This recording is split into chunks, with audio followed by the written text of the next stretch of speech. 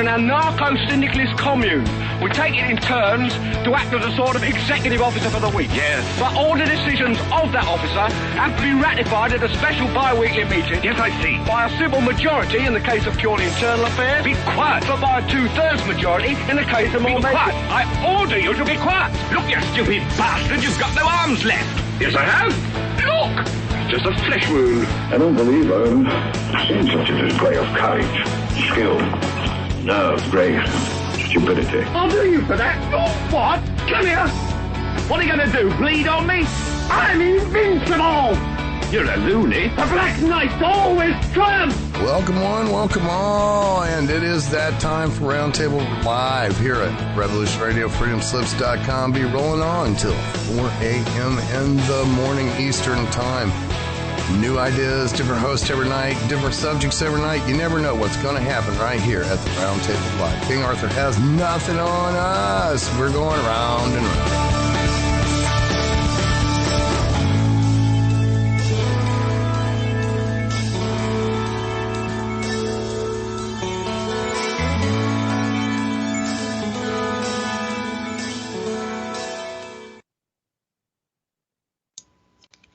Welcome to Wild at Heart Roundtable Show. This is Noreen Helphand, and, well, how you guys all doing tonight? I really hope that you guys are all doing good, okay? I mean, I really hope you're doing good because this is like a really cool night. A lot of new people listening. Anyway, this is Revolution Radio at freedomslips.com, and you can hear us from the website, which some of you are. And I see you guys in chat. Hello in chat room. Or you can listen in, which some of my friends are tonight, on, there's numbers for Studio A and B. And I think they're listed on top of this page somewhere. Anyway, so Revolution Radio is a listener support station. I think this is like our 10th year. So it's been a pretty good run, right? Right? I don't know. I mean, for an alternative venue, I think 10 years is very good. You know, because some of these venues, honestly, they kind of come and go. You know, they come and go. They're not, they're not always consistent, in my opinion. So we are here. So that's what makes us really, I don't want to say special, but unique. And it's a really good thing. I mean, it's fantastic that we've been on, and giving you guys like alternative perspectives as well as standard ones. When I say standard, we're not like really out there. We're actually very real, right? With everybody. We're like everyone, we got 80 hosts or more, and we're like all you guys, right? All different backgrounds, philosophies, but the thing that we have in common is the truth, that or what we think is the truth, right? What we extrapolate is the truth.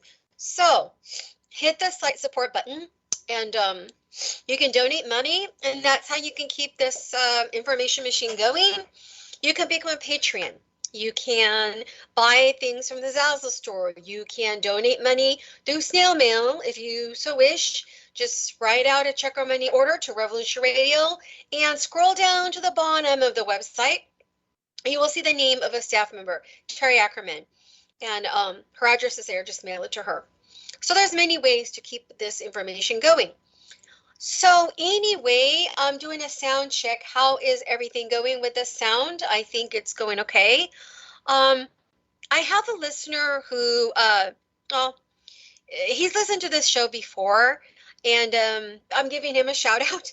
Anyway, and I have another female friend who she's been wanting to get around to listening to this show. So I don't know if she is, but if she is, hello. So hello to all my somewhat new listeners or literally new listeners. And I want to say hello again to people in the chat room. Yeah. You can join chat easily by going into, it's not hard to do. You just go in there into the website and you create your own username. It could be anything, right? and your own password, and you're in chat. So that's, oh, thank you, Valerie. Thank you, thank you, thank you for that. And I got to say hello to a special friend in here because he is so cool. He's always in here. I'm not spelling his name wrong. Right. Hey, Two Crows, how you doing? And everybody. And I think my friend texted me because I think he knows that I'm referring to him as, I think, like a second or third time listener to this show. Ah, yeah, okay. His name is Jeff. Okay. Yo, Jeff, how you doing? And I have to say hello to this person too because he's so cool. Okay, there we go. But I said it in chat. Wow, we got quite a lot of let me see here. Well, who do we have? Wow, we got a lot. We got a lot of people in chat tonight. That's totally cool. Okay, now I'm going to bring up my friend Jeff because he's a special person. He's a special friend, and he's going through something, you guys. Oh my God. Another person I have to say hello to. Okay, now I have to spell his name a certain way. There we go. Okay. Yeah, I know what you mean. Okay, excuse me. Anyway, wow, this is really fantastic, you guys. Yeah, all this special information here too. All the special information in chat is really, all the hellos, and let me see here. Wow, wow, wow, wow. This is really cool. I get special links in here too. This is why I'm mindful of chat. Let me see here. Yeah, this is really cool. This is really good stuff. Anyways, so getting back to Jeff. The reason I'm bringing up his story here is because this story that's happening to him, right, it's happening all over the United States and probably in Europe to some degree. But since we're here, I'm here in the US, right? And by the way, my show is East Coast time, 12 midnight on the West, in the United States. And I'm here on the West Coast, so it's 9 p.m. here. Anyway, so my friend Jeff is also here on the West Coast. What he's going through now is the story's repeating all over the country. Now, understand something. In the US, you know, for decades, we've had a quote crime problem, right? But truthfully, crime started to kind of peak. I think in the late 90s, the early 2000s, crime actually peaked and leveled. Thanks to, and this is an important point, you guys, thanks to the way some, okay, not all, some politicians and mayors in different parts of this country, okay, handled crime in their state and or counties or cities. So I'm going across the board when I name, you know, the players here for better or worse, which would be whatever. You're going from the top to the middle to the down, so you kind of trickle down from governors, senators, congresspeople, whatever. You know, you got your, what am I missing here? Your sheriff, they're very important, police and mayors, okay, and the DA. All these people work in conjunction, hopefully, although now I'm not so sure, right? In order to make our community safe, okay, it's very important. So that needs to be said. Now, what's happening to Jeff is he works somewhat close to me in this area, right?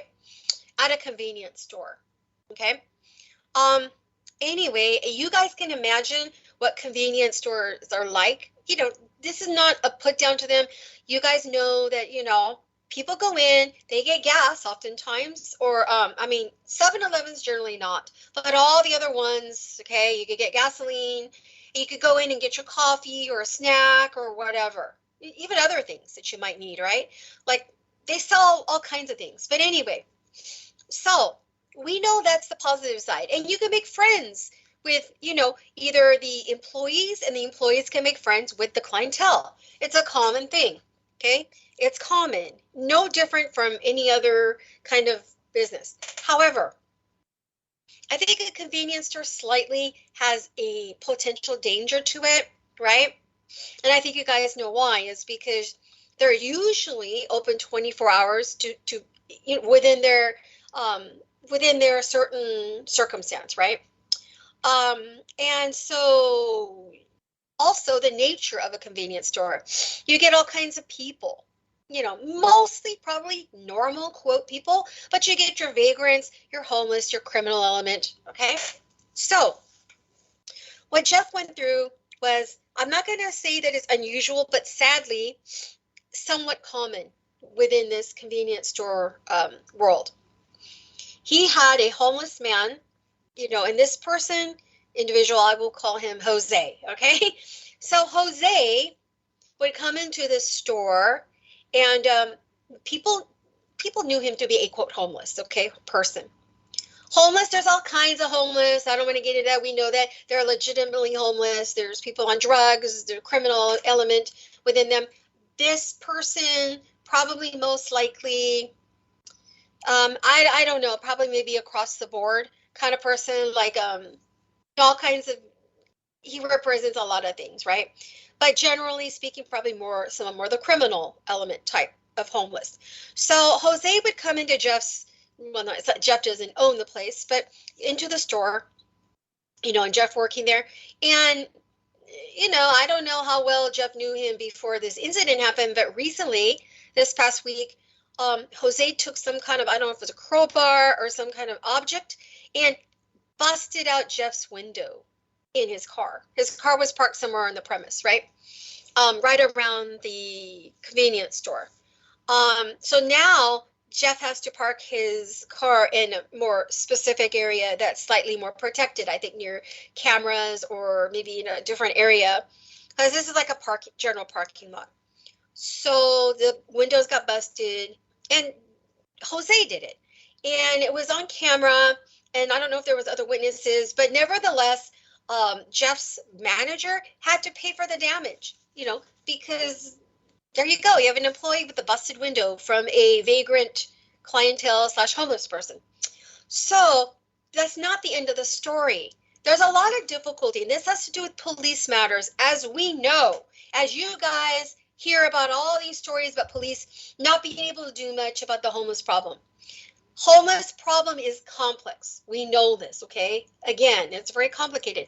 But getting to this specific incident, apparently, it was hard to arrest this man, Jose. And my friend Jeff made a police report, but in the interim, there was some action, not a lot. I mean, there was a lot of text going on between me and him, and so I have to review some of it. Sorry, Jeff. But so the main point, I'm just going to stick to some of the main points. Finally, okay, even though this guy was out and about for maybe a week after he busted the window, he came back into the store and started like mouthing off to Jeff. And Jeff, of course, got irate because like, how dare you, you busted my window, you come in here and you threaten me. I mean, he wanted to kick his ass, but he can't because he's like an employee of this store / company. He can't do that, right? So basically, he found out the guy's full name, and yeah, so actually, I guess this Jose guy lives in a local park where some homeless live, right? Under a freeway or something, right? Something like that.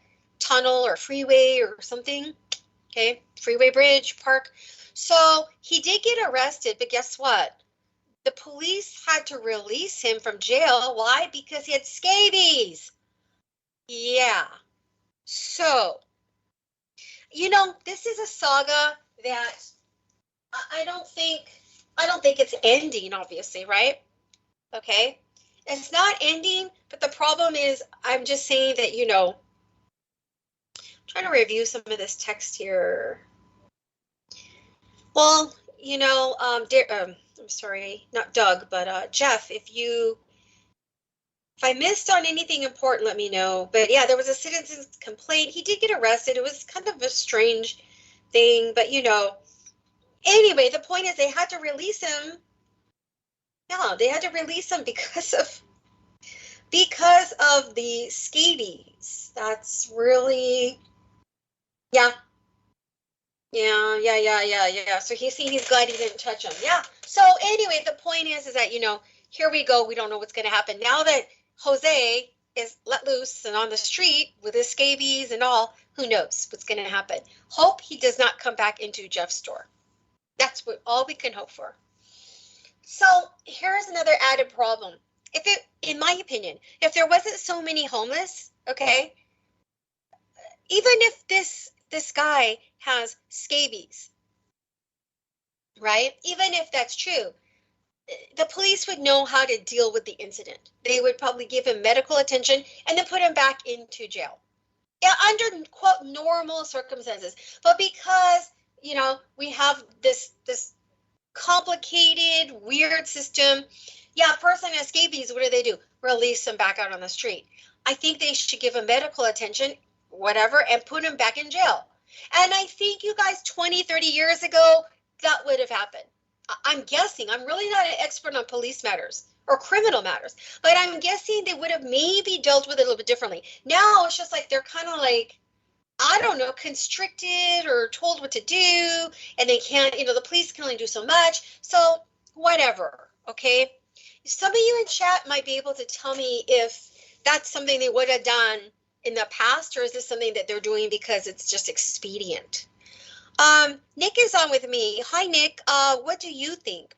Do you think that if this was, say, in the past, like 30 years ago or whatever, that a criminal or whatever with scabies would have had medical attention but still be kept in custody instead of being released like they are now? Like, I don't know what would be like standard, procedure, but what is your opinion? Well, I don't know what they would have done in the past, but yeah, that's typical of a system that does nothing to help anybody. All it Right. does is wants to bring harm and threaten people with harm in order to coerce compliance with their edicts. But that's really sick. That's it makes me very angry to know that they would just cut them loose, just get rid of them. What is scabies? Scabies is a mite that burrows under the skin. It's actually probably a little less severe than lice, believe it or not. It's actually easier to get rid of than lice in a lot of cases. Exactly. And to just cut them loose, I mean, they're there to try to deal with crime. And the guy commits a crime and they don't want to deal with it because he's got this condition that is contagious. I mean, yeah, you don't want to, put him in general population. You want to treat the guy for crying out loud. I mean, I can't believe they would do that. That's really disgusting. But no, I have no idea if they would have. I'm sure some jurisdictions would treat him. Some police precincts are humanitarian and would, treat the guy instead of just cutting him loose. I'm sure. Depends where.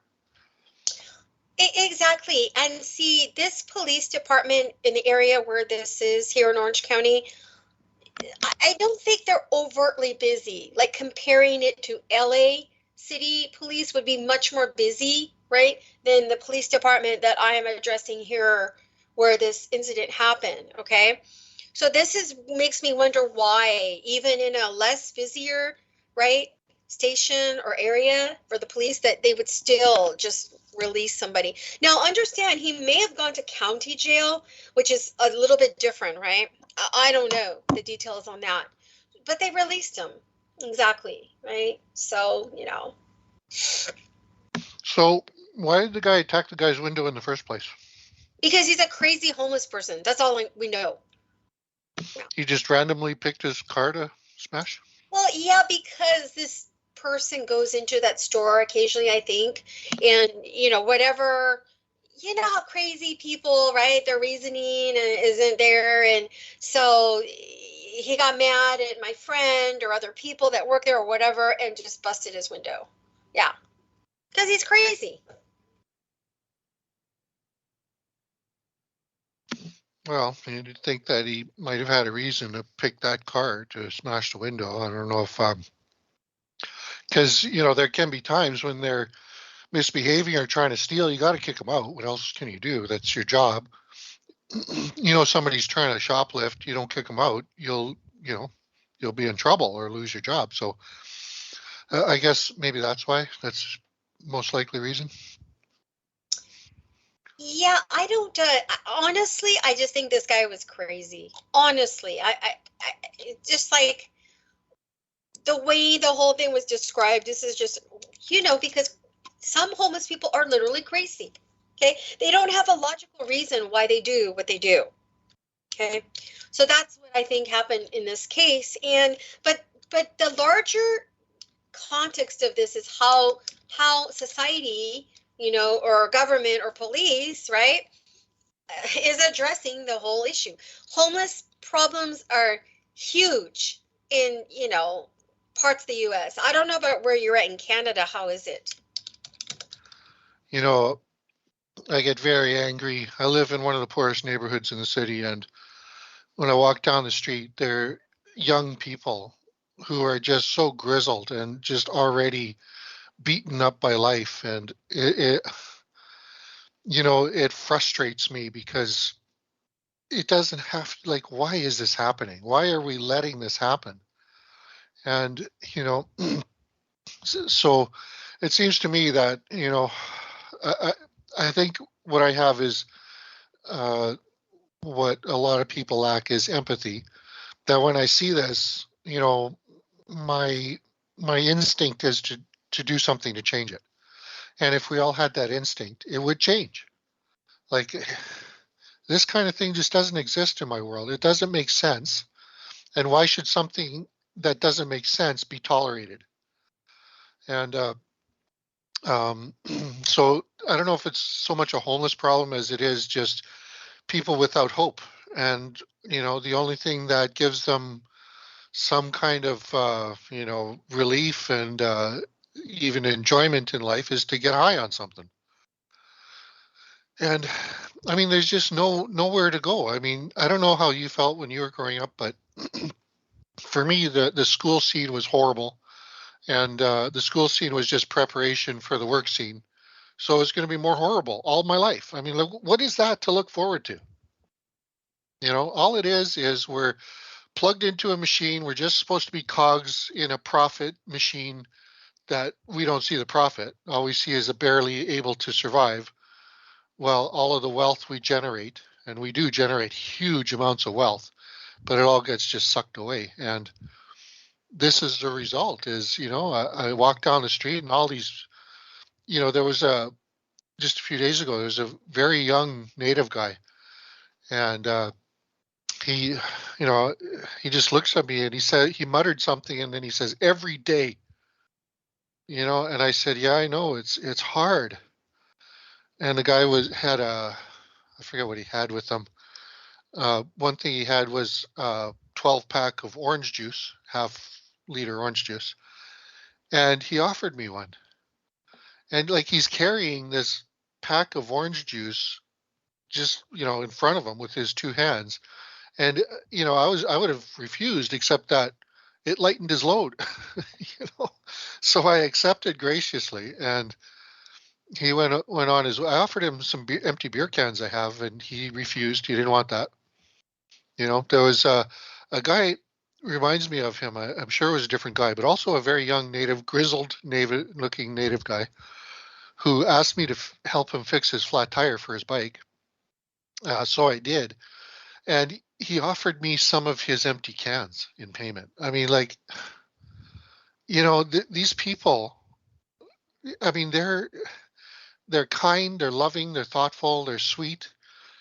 But I mean, life is just treating them like absolute garbage, and I'm at fault. We're all at fault, and I don't know You're why wrong. people You're don't wrong. care We're more. not all at fault. Look, I'm so sorry, Nick, but I kind of disagree with all this you're Okay, saying go because ahead. I agree with we should have empathy for people that are down and out, like your friends. But this guy that did this to my friend is a criminal. Period. Sure. Yeah, I'm He not trying to justify that. Right. Yeah. Yeah, I understand what you're talking about with your friends. I sympathize with that. But this here this is a The thing police. is, richest countries in the world, why is anybody homeless? Why is anybody going hungry? I know why. Why? Because the people that are good is just because what you said, because we have a kind of a system here that I don't totally agree with either. But this person is not to be sympathized with. This is a Right. criminal. Yeah, Sure. we got to deal with the criminal. Okay, I'm more addressing the criminal element tonight. I'm not saying I don't have to address the homeless element where you're talking people that are down and out, because that's a little bit different. This here is crime that's affecting people. I'm kind of focusing on that for the moment. We can go into the other part. We can go into the other part after. Okay. Right. And for me, just the reason I bring that up is because if there wasn't poverty, would he have been there smashing his window? Yeah, maybe because he's high and screwed up. Who knows? Don't always think that people that are like hot. You understand? There's two kinds of things going on. You got people that are down and out, like your friends. Then you have people that are down and out, maybe, but they're just criminal orientated. So it doesn't even matter if they're homeless or not. See, because they don't care. Go ahead. They don't care. Well, that I have to disagree with, because if they are not homeless, then he'd more likely be at home than out smashing windows or taking vengeance on people. No. Then why is it some criminals actually live in houses then? Tell me that why. See, no. This is complicated. This isn't that simple. All right. So sure. I'm addressing the police element and the criminal element. The guy, okay, what if I didn't say he was homeless? What if I said this Jose guy lived in an apartment? You see my point? So the homeless part is just part of it. It's not the whole reason. I'd say the criminality is really what I'm addressing in this story. Well, typically, a criminal will benefit from his crime in some way, at least in his mind. How does he benefit from smashing a window? Crazy. If you're crazy, you don't even know what that means. Sorry, you Well, don't. saying he's crazy is speculation. You don't know that for a fact. Well, something's wrong. Something isn't. Absolutely. His morals. He doesn't have morals if he did this to my friend's car. I'm sorry. Okay. Well, when you get enraged, your morals kind of get suppressed.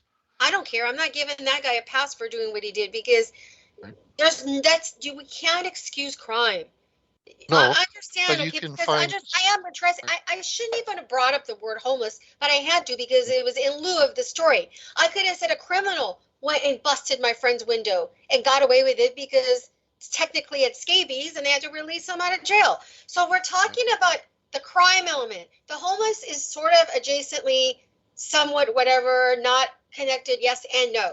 Okay, so we got to focus on the criminal part. I'm sorry, first, because that's what I happen to be talking about tonight. The other parts are other things. Well, I don't know if you've heard me. Yeah, what? I don't know if you've heard me say before that, if we got rid of poverty, that 99.9% of crime would disappear. Because I don't know if that's true. Look, Nick, I don't care, because I'm looking at reality, and this is a crime. This is a crazy person. Look, this guy didn't rip off food because he was hungry. He took a crowbar or whatever, busted my friend's window for no reason. So that's not a crime of necessity. So you know it's for no reason? What? You know it's for no reason? Yeah, because I know my friend and he doesn't pick fights with people. So why would this person bust his window? Unless he's not. Like I say, we didn't establish whether there was a motive or not. Whether or not he had to kick him out because he was stealing or what. We don't know any of that yet. No, he's not. But he busted his window for no reason. That would be like if your next door neighbor just took a crowbar and went smash into your property. You understand? In other words, no motive, just to do it out of spitefulness, insanity, and you know what I mean? Like no real valid reason. Okay, let's just establish. Well, if he's insane, then legally speaking, it wasn't a crime. He didn't know what he was doing. He's insane. Nick, that could take so much. This is why we have this problem. Do you understand? Yeah. I agree. Yeah. Yeah, which I want to segue into these smash and grab robberies. I don't know if you've heard about those. And that's been happening in this area, not in my immediate area. I'm talking Southern California is vast. But it happened in Beverly Hills, happened in Pacific Palisades. Was it the Valley? I mentioned Beverly Hills. Yeah, I mentioned Beverly Hills. Anyway, my point is that understand, okay, these are robberies that are not done out of being hungry. These are just like criminal element. Nick, you have to face the fact that there is a criminal element. It is not based upon hunger or necessity. It's based on being nuts, okay, or being like evil, manipulative, or crazy, or all the above. Okay, so I'm addressing that. I'm not addressing I know what you mean, but that's not what I'm addressing here. And this is why I brought up my friend's case. So getting back to these smash and grab robberies, the root of the problem is because the police have their hands tied. They're told, don't even make your presence because you're intimidating. And then that's why crime happens. This is very simple, and it is happening. As a matter of fact, I should bring up a story that happened in San Francisco. Where is this story? I had it here. Let me find it. Okay. San Francisco. I think it was a restaurant. Police in restaurant told to leave. Yeah, okay. This is. Here we go. Well, now I don't know if the guns were. See. These were, okay, were they on duty? Okay, all right, this is like a preface. A restaurant in San Francisco told 3 on-duty police officers to leave the establishment due to them having guns. A restaurant in San Francisco, okay, all right, let me just, yeah, so you see what's happening here. There's like, even like, ditzy, stupid, I don't know, whatever, like not very bright restaurant owners. They don't like it if 3, cops go into donut shops, they go into restaurants. I've seen it all the time, okay? Whether you can see their guns or not, they're in there eating just like anybody, okay? But this owner told them to leave because they thought, oh, it's so intimidating. Well, I don't know what to think of that. Let me find this story. I'm getting all these leads. It's not telling me to go anywhere. Okay, let's see. Yeah, I'm seeing people in chat saying they know what I'm talking about here. Ha! I guess this person, what's happening? Okay, hold on. What? Don't even tell me this. What are they doing here? This is like so weird. Now this person is backpedaling? Really? Okay, whatever. I can't even get a clear shot on this. Hold on. Oh, God. Okay. Are they backpedaling their stand?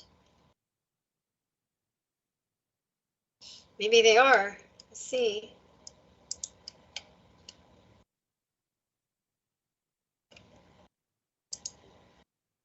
I can't get in here. Yeah, there's been some difficulty for me being able to access the story, sort of. Okay, here we go. Okay, I'll be right back. I gotta go shut something off. Hold on. Should send me the link and I can at least go through it and maybe summarize something anyway. Hopefully it doesn't take you too long to shut that off. I'll shut up in the meantime.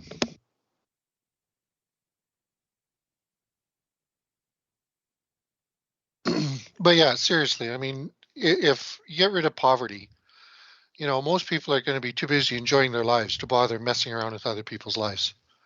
You look at poverty and, I mean, what's it based on? It's based on, lack of finances, 99.9% of the time. Okay, Nick, I'm sorry.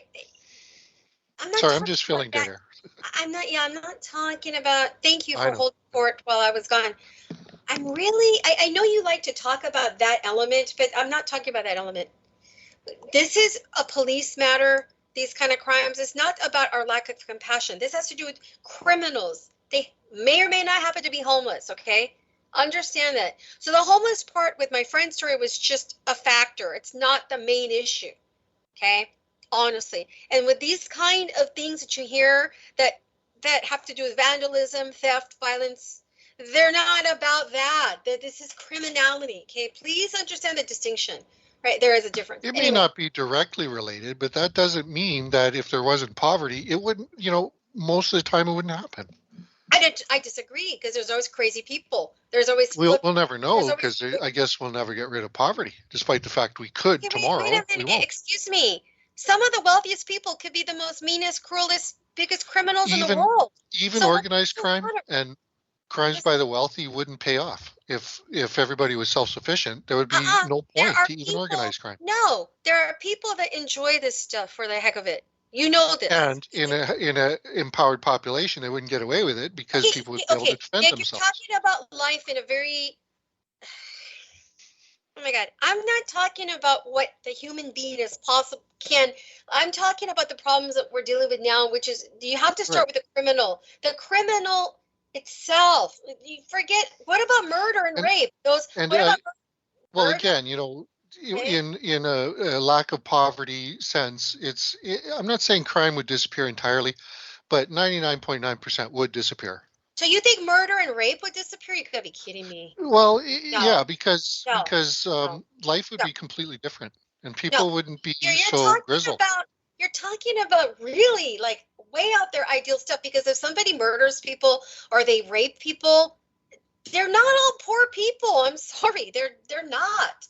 That's Well, just kind of like I strange. say, in when there's lack of poverty, people are empowered and able to defend themselves. Not only that, but there's less dark energy, there's less suffering, and there's Uh, less impetus for people to lose their senses. It's yes just and a no. completely different No, world. no, no, no, because if you're Oops. talking about murder and rape, those half of the time those are not even related to anything financial with a lot of Not people. directly, but that doesn't mean it wouldn't also disappear for the most part if poverty were gone. What, murder I and mean, rape? you have to.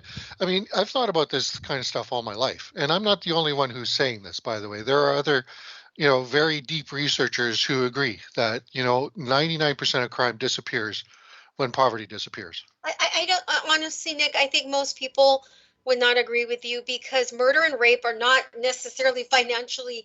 Think about the nature of murder and rape. The nature of it. The impetus is not always financial. A lot of it has to do with, oh, I want this person or they did this, I'm angry, right? Not financial necessarily at Well, all. let me just again stress, not directly related to financial situation, but overall. I mean, we're talking about a completely different world. We're talking about a world that really runs on poverty. This economic system can't function without poor, right? And that's how it works. It's almost like an electrical But circuit. wait The a minute. further What apart, about going back in time here with certain societies where you had maybe a comfortable way of living? In other words, people who live off of nature and all that, okay, the bounty of nature, so to speak, they still had murder and rape. So I'm not so sure that you understand my point. It may or may not be related because when there have been societies, what you're talking about, where people had enough to eat every day. and Okay, what we're told but they about still had war, they still had rape and murder despite that. So I'm not if so we're not there sure. ourselves to witness it, we're only going on what we're told about history. And we know for a fact that 99% of what we've been told is a lie.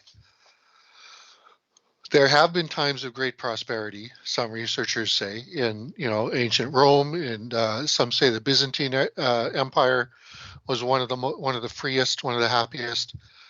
And we don't know for a fact. Like I don't know the specific details, but in ancient Rome and times of prosperity, even the slaves were happy. There was so much But there abundance was that they still could. rape and robbery and murder.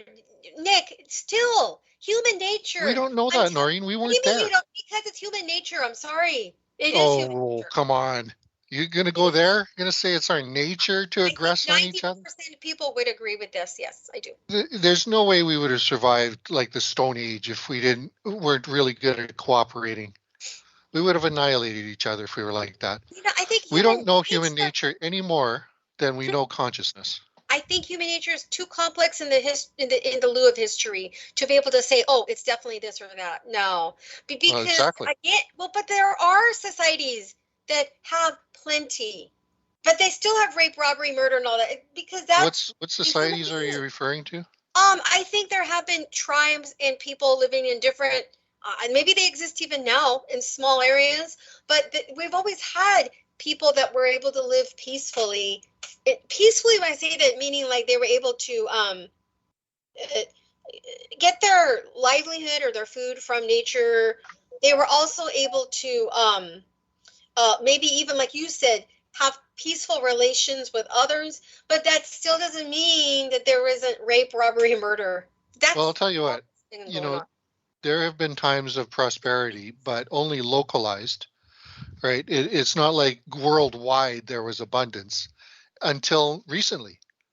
So, once we have a society that does provide and make sure that everyone at least has the basics to survive, self-sufficiency, only then can we really judge.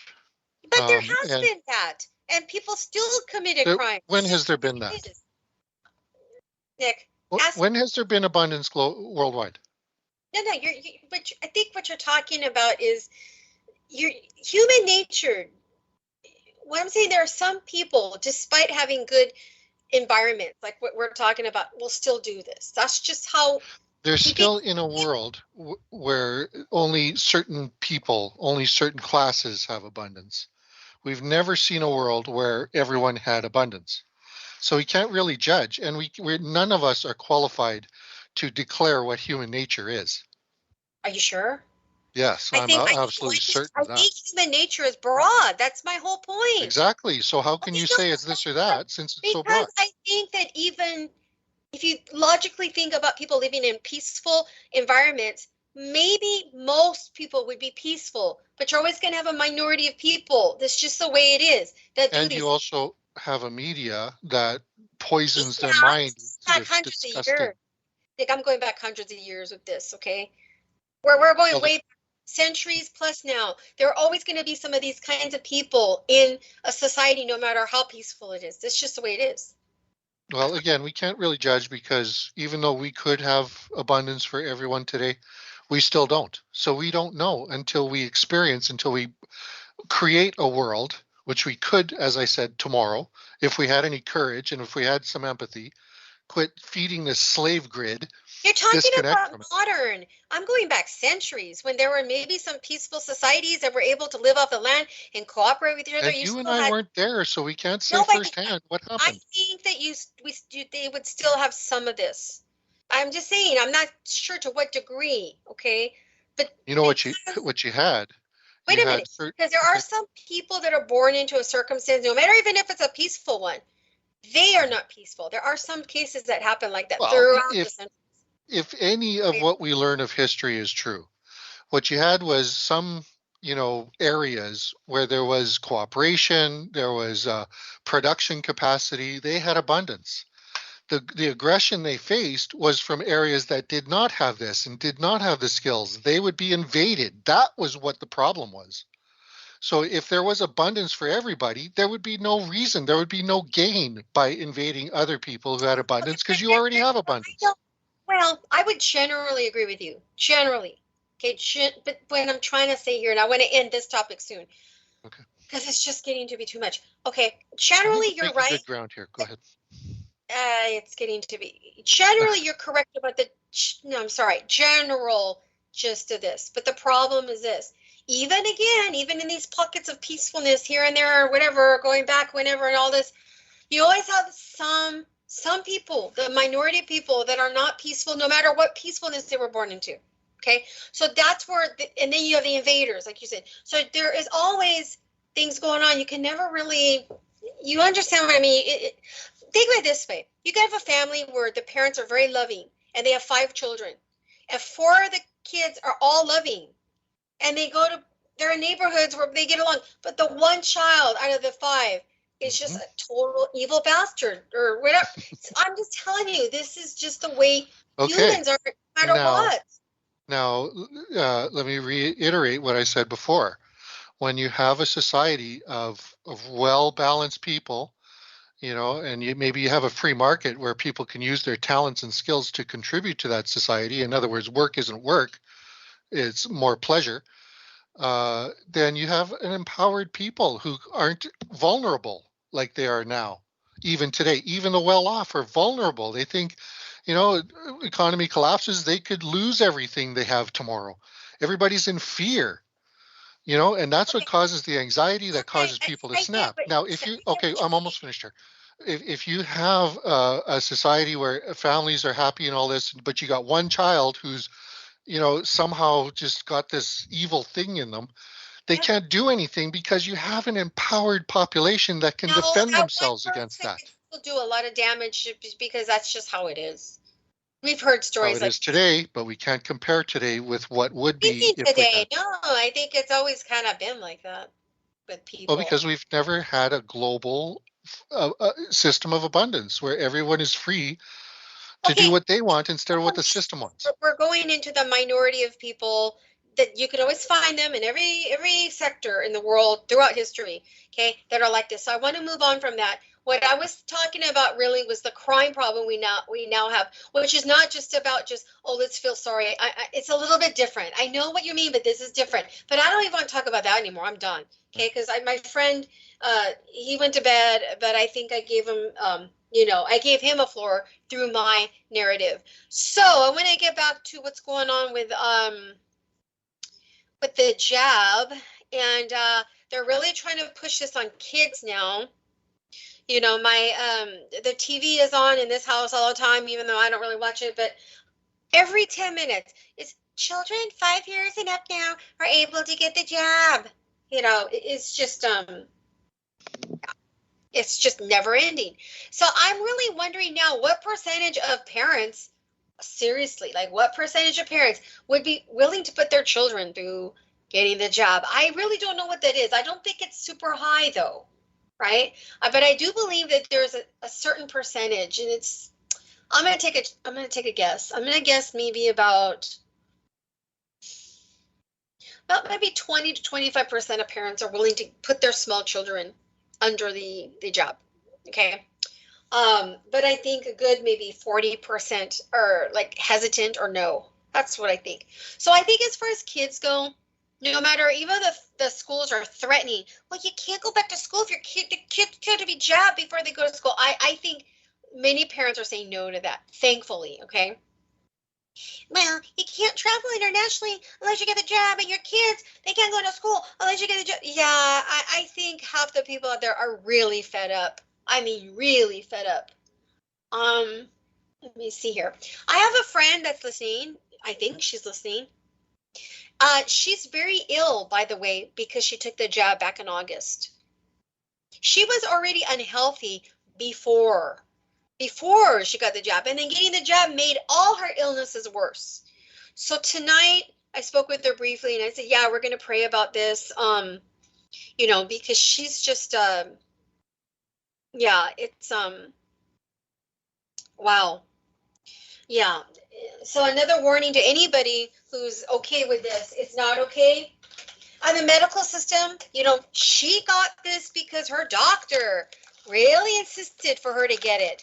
And when she told her doctor, hey, I've got these ill effects, he said, well, yeah, that's rare. Hello, it doesn't matter. Oh, it's rare. Like, there's so many people suffering. And then these doctors are just saying, oh, it's rare. It's rare. I took my mom to her doctor the other day. Oh my God, nice guy, but he did ask very gently when he walked in the room, sat down and talked with her. I was there. Oh, have you gotten the flu shot? No. Have you thought about getting the COVID jab? No, because she doesn't speak extensively with him, and she just said no.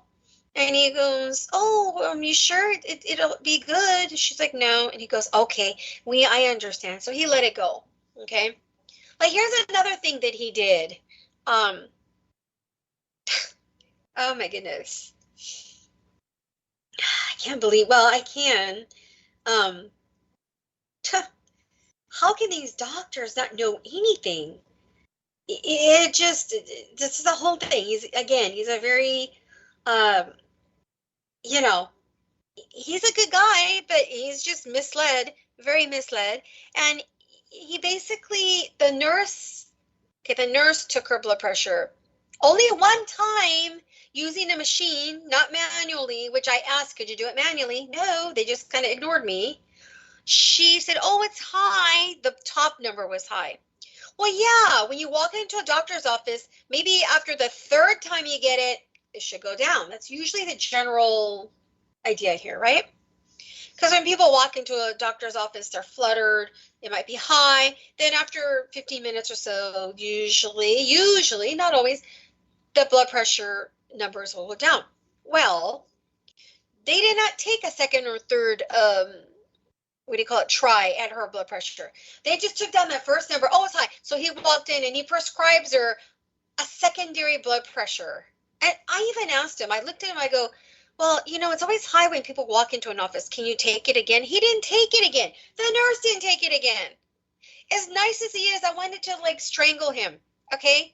Looking back, because it's like my mom took the extra medicine. She didn't feel good, so she stopped. I go, yeah, hello. This guy didn't even bother to take a second or third try at your blood pressure. So I have to take her to urgent care this week. I need a blood pressure check myself. So I'm going to find one around here that'll take both of us in because we have different insurance. So I need a blood pressure check. She needs one. Okay. So can you imagine that this whole effing thing with the friggin' COVID jab, and then this really lack of thorough medical practice? Because to me, it's like, how can he just throw a medicine at her without even taking a second or third attempt at seeing what her blood pressure is, right? I'm just disgusted with this whole system. Might be a good idea for you to get your own sphygmomanometer and do your own blood pressure check. Well, here's the thing. I have one.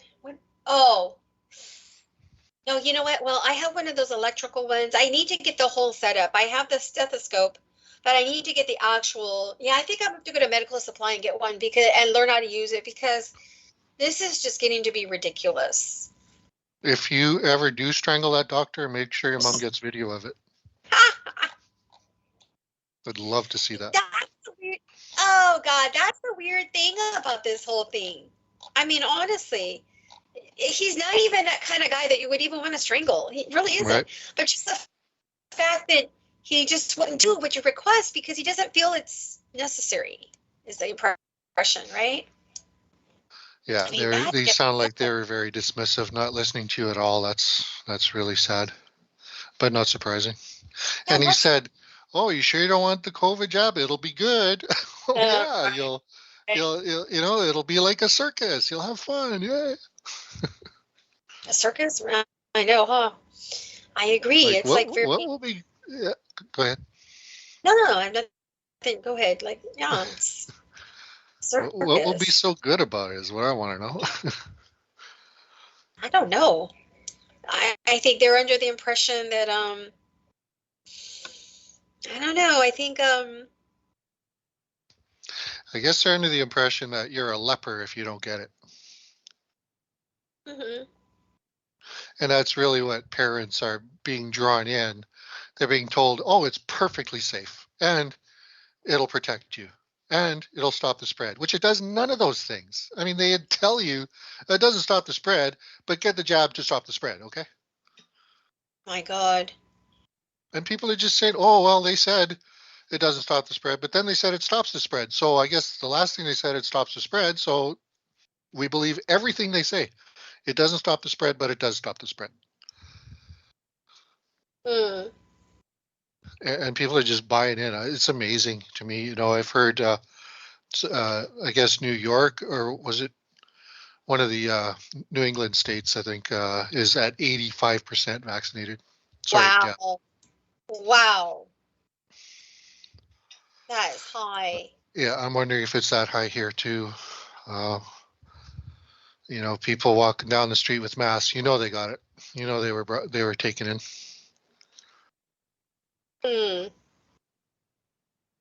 Are they still doing that where you live? What's that? Wearing masks? Yes. Mm-hmm. Yeah, and mandated too. In indoor public. And there was a story out of New Brunswick that they want to institute vaccine passports to go grocery shopping. Oh, man. I don't know if they've actually done that. I've got a friend in New Brunswick. I've contacted him, waiting to hear back to see what is actually happening. Because they were saying, actually, they didn't mandate it. What they said was they passed a law that enables grocery store owners to demand people show proof of vaccination, proof of jab. Sorry, it keeps letting us slip. Right. Before letting them in. Oh. So that's where it's at. It's just New Brunswick. As a matter of fact, just before hearing that story, there was a game I was trying to get on the radio, and there was a commercial on the radio, and it said out of New Brunswick that they had passed new laws, new restrictions were coming in New Brunswick. But all they said was fewer people will be allowed into a building at a time, and fewer people can gather outdoors at a time, which is amazing that we're letting them get away with even that. Yeah. And so that's all they said about new restrictions in Nova Scotia, or New Brunswick. But then I hear this story. The story was TrueNorthNews.com. There's music. There's some music, you guys. It's Noreen Helphand, Wild at Heart Roundtable Show. We'll be right back. Stay tuned.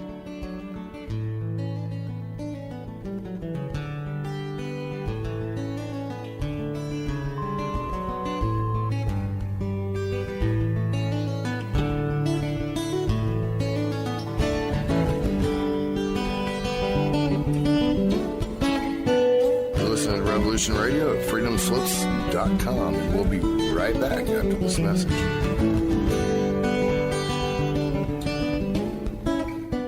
Be evasive. But that doesn't mean that they're telling the truth as opposed to fiction. And Genesis chapter 6 verse 4, and there were giants in the earth in those days, and also after that, when the sons of God came unto the daughters of men, indicating that there were giants before the Nephilim. And sons of God, plural. They weren't talking about Jesus coming down. No, that's right. Yeah. Uh-huh. I'm Steve Crawford, host of Factor Theory Live. Join me every Sunday night from 10 p.m. till midnight Eastern Standard Time on Revolution Radio at freedomslips.com. Check it out.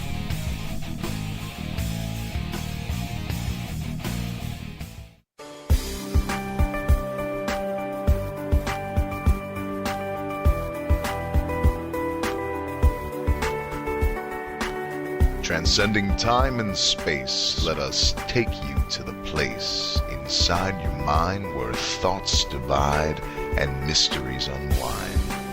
Join us every Monday evening right here on Revolution Radio at freedomslips.com from 8 to 10 p.m. Eastern Time. And you will catch the Fenton Perspective with our great host, Noreen Helphand. Come listen in as she shares her amazing stories from the past to present, along with all of her guest secrets to the future. That's the Fenton Perspective every Monday evening right here from 8 to 10 p.m. Eastern Time, only on Revolution Radio. Oh, and you don't need to expect us. We're already here.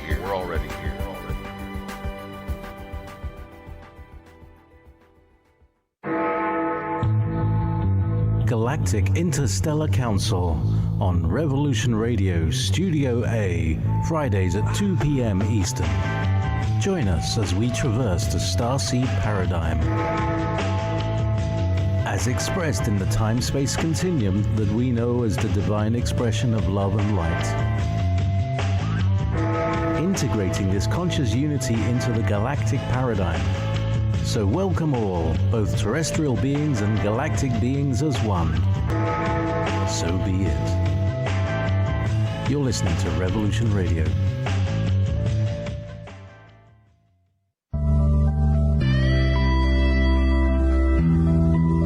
If you think for 1 second that the Capitol will ever treat us fairly, you are lying to yourselves. Because we know who they are and what they do. This is what they do, and we must fight back.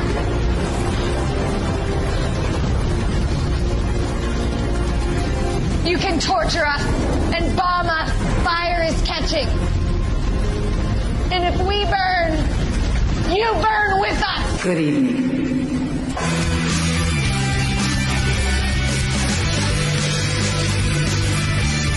Are you awake yet? I hope. We've tried and we've tried for years and years to use passive resistance and loud voices to make a change. But time is over. Your governments around the world have no other goal than to decimate your entire existence at the hands of the bankers and the elites. The war is coming, and it's your choice to decide if you want to be a warrior or a victim. Denial is not a choice anymore. Revolution Radio, freedomslips.com, the number one listener-supported radio station on the planet. Not giving up. Revolution Radio.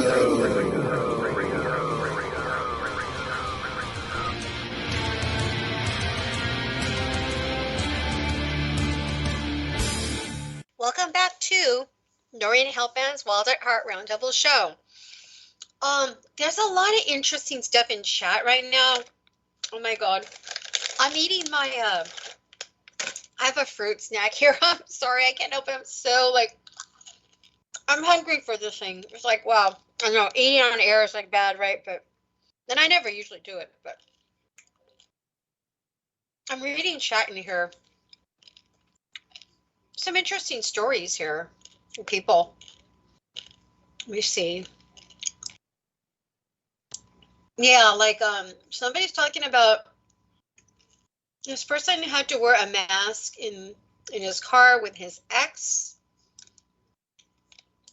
and goes to say she doesn't want her mom to get sick. Proceeded to ruin me, and everything went for 5 years within a few days. Said she called me a homeless crack addict, stalking her after meeting some random guy on Facebook dating. Wow. My goodness. Well, anyway, just when you think you heard it all, right? And you guys, I'm going to say this. Isn't that a pro-woman, pro-man thing? These kind of stories I'm hearing, you guys, go both ways. You see the woman F up the guy's life. You see the man F up the woman's life. Seriously, it's really not about, it's not a game here. It's just what it is. But wow, that's pretty intense. Hi, Jer. What am I snacking on? Why? I hope you, well, I'm not doing it now, so you can't say you can hear me doing it now. That was, oh shoot, and it fell. It's like this funky, I guess it's kind of natural, organic, sort of like a crunchy fruit snack. No, not granola, not super high in sugar. It's something else. But anyway, I don't eat much. I don't eat a lot every day like I used to, say like 2-3 years ago. I think back then too, I was eating maybe normal amount of food, but now it's like way less. So I don't usually get hungry on air, but sometimes I do. And this thing is just like giving me a lot of like pep. It's got some fruity thing in it. Yeah, no, I'm not I think I'm a paleo. If somebody asked me today about that, I'm like, no, I'm not a vegetarian. I'm not a vegan. I'm not I guess you would call me a paleo keto, because I don't eat a lot of dairy, very rarely. I don't consume dairy. So people think that because when I say I don't consume dairy and I do like vegan cheese or almond milk, they think, oh, you're like a vegan. Well, but I'm not, because even though I don't do dairy and I do vegan dairy, I still do eat fish, beef, turkey. I don't really eat chicken. So I guess if you look at it that way, what would I be? Like a paleo keto, right? So yeah, but I feel better because I have to eat this way. I've been through this already with you guys. Anyway. Oh my God. Yeah, let me see. I hear you. Yeah, Vegas, I'm similar. Only eat about 2 meals a day. Yeah, and really, you guys, I might eat one big meal in one day, but usually it is around like 2 a day, but they're not super big, but they're normal, and they do fill me because I eat, like I said, I eat a cross section of food. I just don't eat, literal sugar. or literal wheat or literal dairy. Okay, so yeah, so you might say that in lieu of that, my food intake every day is somewhat light because I don't consume those things, but that's just the way it goes. Everyone's different, so hey. Now, other people were saying, oh my God, Jim Bob says, hey, but you weren't married to my ex-wife. See what I mean about these stories about people? Again, men and women both harming each other, okay? Because I'm only reading these stories, happen to be, I think, males in here saying this, but it could go the other way. There's women that have bitched about their ex-husbands for the same reasons, okay? So it goes both ways. So, but I'm just looking at, yeah, no, there is nothing fruity pebbles or peanut butter, none of that, Captain. No, I cannot eat sugary cereals, and I think most of you guys in chat probably don't really eat them, maybe or occasionally, because we know that they're not good for us. Those are some of the worst dietary offenders you could do is eat, sugary cereals. I have a friend though, he's so stubborn. He seems to think that Honey Nut Cheerios is healthy for him. Seriously, I cannot change his mind. And I don't really talk to him about food anymore anyway. But a couple of years ago, he would insist, oh yeah, that's really good for me. I'm like, that cereal's got a lot of sugar and GMO wheats. I go, but see, he doesn't want to look at what is a GMO, what is sugar. He just thinks that just because he's fairly healthy, that must be why he's healthy, because he's eating Honey Nut Cheerios. Seriously, you guys, he bought into the narrative, right? That stuff's good for you. And I'm like, it's not that good for you, but he won't hear it. If I flat out told him that stuff is really bad for you, he'd be like, prove it. I'm healthy and I think it's good. He's one of those type of people, right? So there are people out there, you guys, you can't even convince them that Honey Nut Cheerios is not a health food. They think it's a health food. Whatever, okay? So yeah, you guys, I'm just looking in chat here and it's just cracking me up. Rice Krispies. You want to know something about Rice Krispies though? As I recall, they usually don't have sugar in them. I don't know what they have in them though. But you can buy like organic Rice Krispies, and if you can handle the rice, I don't see why not, eating them. Myself, I can't really eat too much of that, but hey, if you can, do it. I see nothing wrong with like eating organic, because I've seen organic Rice Krispie type cereals, in the store. And I think as long as you can handle it, sounds good to me. If that's something I could eat every day, I would. Why not? Because the nature of Rice Krispies itself, without all the bad stuff, nothing is wrong with it in of itself. It's just what they do to it, right? So you have to eat the right kind. Make no mistake, though, Rice Krispies, Cheerios, regular Cheerios, cornflakes all do have added sugar. Exactly. Just not as much. Yeah, and if you eat the organic, because I've seen it Sprouts like organic Rice Krispies, so that would maybe have less sugar or a different type of sugar or something. I'm just saying that you can actually find those kind of products. If you're really into Rice Krispies, but you don't want to have all that extra stuff, you can maybe find something more modified that's healthier. Let's see. Oh, thank you. Let me see. Yeah, gosh, when we were kids, right? We would eat like Lucky Charms and all that stuff. Like, I can't even. That's probably why some of the health problems we have today, okay, are rooted in that.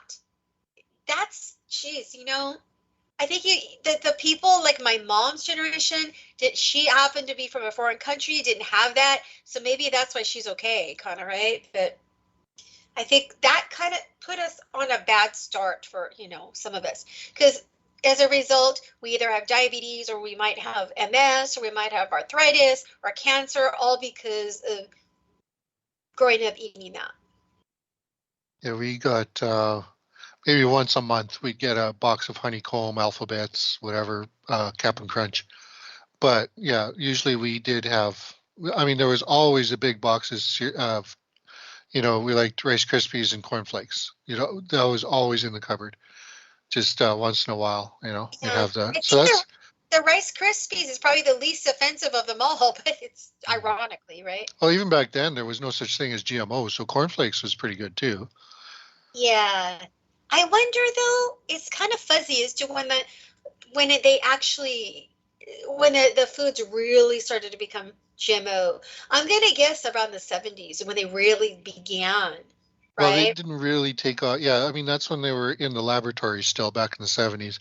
But I remember it was, I guess, Bush Sr. with, what was the guy, the vice president that everybody was laughing at There's many of them. Well, this guy was one of them.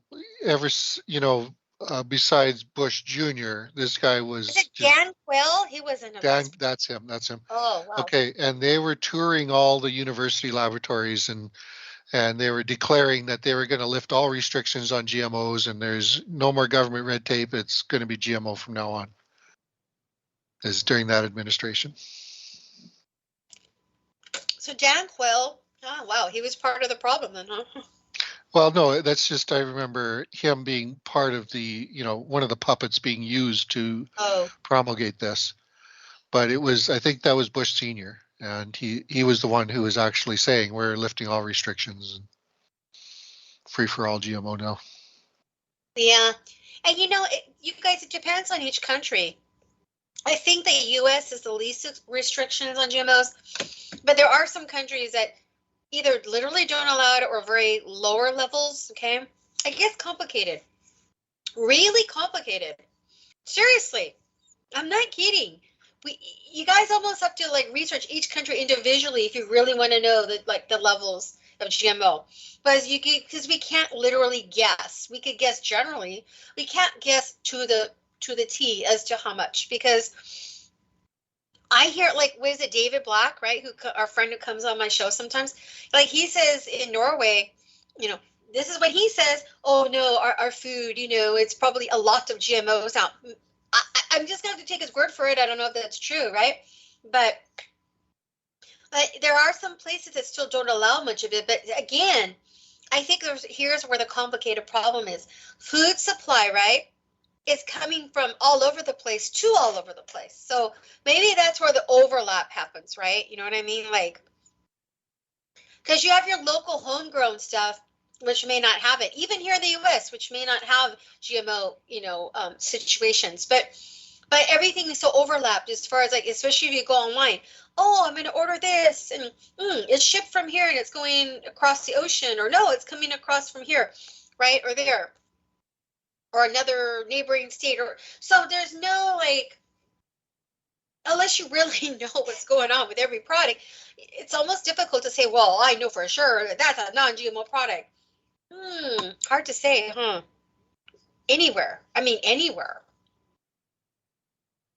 Who was telling me the other day? Oh, this is interesting. My acupuncturist, Korean guy, lives here, of course. And I asked him, I was really interested in what his take was on this. And that I said to him, I hear food in Korea is really you eat it and you get energized. Supposedly maybe non-GMO, I don't know. Well, and I asked him, I go, how would you compare food there? Because he just went to see his family back there, and he just got back. I go, how would you compare food in Korea to food here? And he goes, not much difference. I'm like, really? I go, because our mutual friend said that the food there was so refreshing and empowering and good. And he kind of said, now this guy's English is not that great. It's okay. But he goes, I don't know much difference. He said, I'm like, wow. That kind of tells me that maybe Korea now, I'm talking now, right? Maybe their food is somewhat compromised now, maybe. Because if this guy who's an acupuncturist just got back from Korea and can't even tell me, oh yeah, no, the food there is so much better, it's so much more empowering and all this and fortified and natural, and he couldn't say that to me, okay? He couldn't. So that tells me that the food there is just not, it's a little bit compromised now. See what I mean? So you guys don't even think that just because Asia seems like it wouldn't be compromised. Maybe half of it is. And it's complicated again because you're talking about Korea, which is probably similar to Japan in some ways. But then I'm talking about their food supply. Okay, now I could be wrong. I'm just taking a guess. Just guessing here, okay? That somewhat their food supplies, depending, might be a little bit similar, but I don't know that. But if I was to extend it to China and Southeast Asia, you're talking major differences, okay? Major. Because parts of China, their food supplies may be compromised because they have so much pollution, right? But then you go to another area of China and maybe the food is more local. It is not so polluted or compromised. So this whole thing, you guys, gets to be really complicated. You know, like I hear like people who've honeymooned or vacationed in Turkey, and we're talking maybe 15, 20 years ago, you know, a few people I know have been there and told me, oh my God, the food in Turkey is so good. You eat a vegetable and it's just bursting with flavor and nutrition. It's wonderful. And then I had a sidebar chat online with somebody who lived there for 11 years. And I don't know when he left there technically, but I asked him, I go, you know, I hear the food in Turkey is like phenomenal in terms of freshness and organic and this. And this person said, you know what? I don't really know about that anymore. He goes, I think it was at one time, but now it's probably that quality has gone downhill. That's not what it was. That's what he told me. He goes, you know, he wasn't making it to be a fact. He just goes, I don't think so.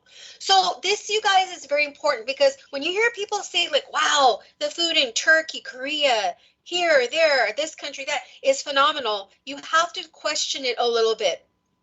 Because again, there's so much crossing over of food nowadays. And, you know, what was true 20 years ago is maybe not true right now. Now, I don't know, Bruce McDonald, he lives in Costa Rica. I haven't heard from him much lately, but he swears that the food there, and yeah, upon my brief research for whatever it means of that area and my other friends too looking at what's going on down there, yeah, he says, and other people say that the food there it's the natural food, not your packaged food, okay? But your natural food there is bursting with nutrients because the soil is volcanic, it's organic, maybe not polluted. So maybe it is true that your food in Costa Rica is still nutritious, right? Or that kind of food. I have a friend who lives in Uganda. And she told me the food there, it's pretty good. You pick a avocado off the tree, quote, mostly organic, right? Mostly. So, you know, again, okay, it depends on where you're at and the context, because even if you live in a place like Costa Rica, because I think it was Bruce that said this, his ex-wife or whatever, she was having a health problem because instead of eating the fresh whatever foods all the time, she was eating like, you know, I guess, I don't know, some kind of fried banana, which is not necessarily bad, but she wasn't eating everything fresh, right? So she's got some kind of issue. So the whole point I make, you guys, is depends on your choices and where you live and what's going on in the area that you live in, right? So you can't just take for granted that because your parents or your grandparents come from a country that at one time that the soil and the air and the water and the food was so fresh and organic that that's happening now. It may not be. I mean, I don't like Nick, you told me that in Canada, you know, they don't, which is a good thing. They don't generally allow corn syrup in the food, but you would have to admit that if you happen to order, right, or get your hands on something from either the US or somewhere else, it could maybe have corn syrup. So again, there's that overlap, right? Right? About how this works a little bit. Well, it's high fructose corn syrup. They don't, right. Right. And I don't know if what they do allow is any better. I mean, on the surface, it seems okay, but no, corn syrup is everywhere. And now it's GMO on top of that. So I don't know if there's any advantage. I think you, well, for whatever it's worth. Okay, I think you once said that Canada, they outlaw or they don't really allow corn syrup, but then you're telling me they allow other things that might be under a different label? Something, right? I don't know. Well, whenever you can grab a bottle of Coke and it won't say HFCS or high fructose corn syrup. Now, I have seen other brands that actually do say HFCS. Right. And luckily, it hasn't made it into major brands. But what it does say is something like, water is the first ingredient. Then the next ingredient is sugar hyphen fructose slash glucose. So Mm. what does that mean? Sugar hyphen glucose slash fructose, whatever. And I haven't really looked into what the difference is, why they word it that way with the hyphen and then the slash. I don't know. It's just, it's overwhelming. What was that product that you told me about that had fructose syrup in it? Oh, there's, it's not Royal Crown. There's some other fairly well-known brand of soda that used to be only available in the States or in foreign markets, but now it's found its way here. And the only place I saw it was at the Dollar Tree, which I know you have Dollar Tree there too. Mm-hmm. And so I guess that's an American chain that's here, and they brought their HFCS, which obviously they've lifted or relaxed some of the restrictions on that. One thing that is an advantage here is if you buy a bottle of spring water, you can be pretty sure it's actually spring water. Okay. That part is regulated. Mm-hmm. Yeah, so we're lucky there. And I'm lucky I've quit all the commercial sodas. I make my own soda now. Mm-hmm. And how's that going? Oh, it's wonderful. It's nice to not be dependent on that. It's nice to be able to make my own stuff at home. I tried black cherry Kool-Aid with stevia, and it's really good. But orange Kool-Aid with sugar is, I mean, I really want to do a taste test against Orange Crush, C+, the commercials, orange sodas, and I'll betcha mine's better. Mm-hmm. Mm. So that's my main drink now. And I would like, the idea was to eventually get off soda altogether, but, right now I'm pretty happy with the situation. Mm-hmm. Then I make moonshine and I make my own little cocktails, and it's wonderful. Mm-hmm. Wow. How's that going? It's nice. It's, when you make it yourself, you value it more. And, you know, I think in most cases, you'll be less prone to abusing it. Like I did know somebody who did make his own beer and he was an alcoholic, but I think that's the exception. When you actually put the effort in to creating your own beverages or creations, you value it that much more and you're less prone to abuse, in my opinion. Mm-hmm. So what it comes down to is the skills and the talents and the hobby. It's fulfilling to a point where you don't need substances to feel good. You make yourself feel good by just being creative. Mm-hmm. Right. I get it. Yeah, I understand. I get it.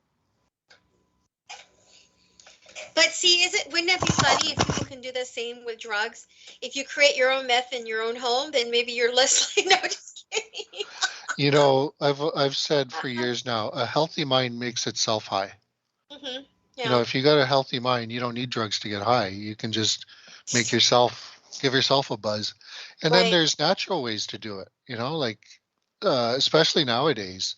There's so many meth heads out there because people grew up taking Ritalin, which is a methamphetamine. Great thing to give children. And so that's why we have now about 3 generations of meth heads out there.